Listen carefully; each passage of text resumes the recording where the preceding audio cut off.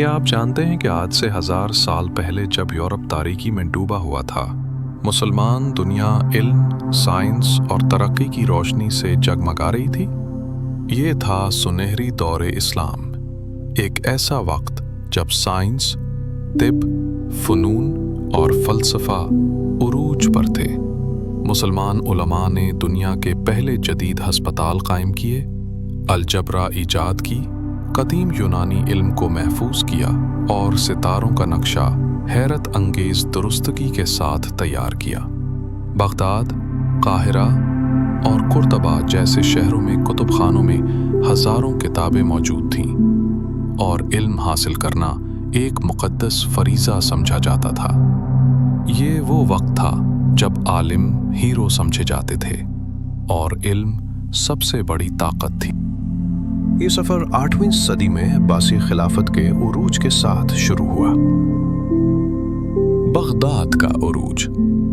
عباسی دور میں ایک نیا شہر بسایا گیا، بغداد، جسے مدینۃ السلام یعنی امن کا شہر کہا جاتا تھا۔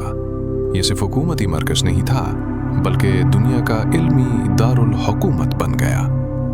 دجلہ و فرات کے درمیان واقع یہ شہر تجارت، ثقافت اور تعلیم کا گہوارہ بن گیا۔ خلفاء کی بصیرت۔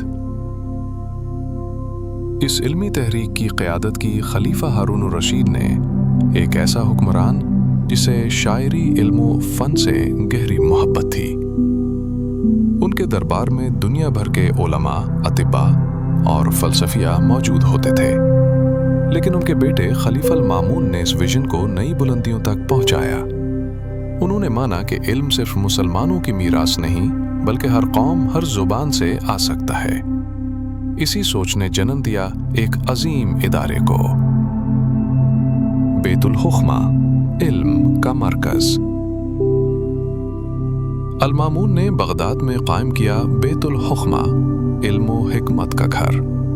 یہ محض کتب خانہ نہیں تھا، بلکہ ایک تحقیقی ادارہ، ترجمہ مرکز اور یونیورسٹی تھا۔ یہاں یونانی، فارسی، سنسکرت اور دیگر زبانوں کی نایاب کتابوں کو عربی میں ترجمہ کیا گیا۔ یہ صرف نقل نہیں تھی، بلکہ نئی دریافتیں بھی ہوئیں۔ ریاضی، طب، فلکیات، فلسفہ، سبھی علوم کو ترقی دی گئی۔ ایک روشن ورثہ۔ بیت الحکمہ اس سنہری دور کی علامت تھا، ایک ایسا وقت جب علم کو مقدس سمجھا جاتا تھا اور علماء کو ہیرو۔